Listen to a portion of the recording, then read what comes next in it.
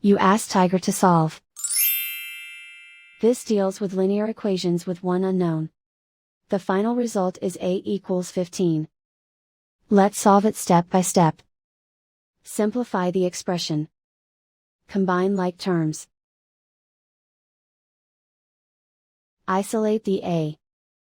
Multiply both sides by inverse fraction 3/1.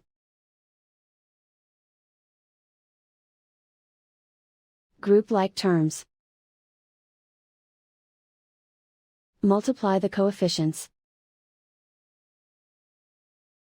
Simplify the fraction. Simplify the arithmetic. And so the final result is a equals 15.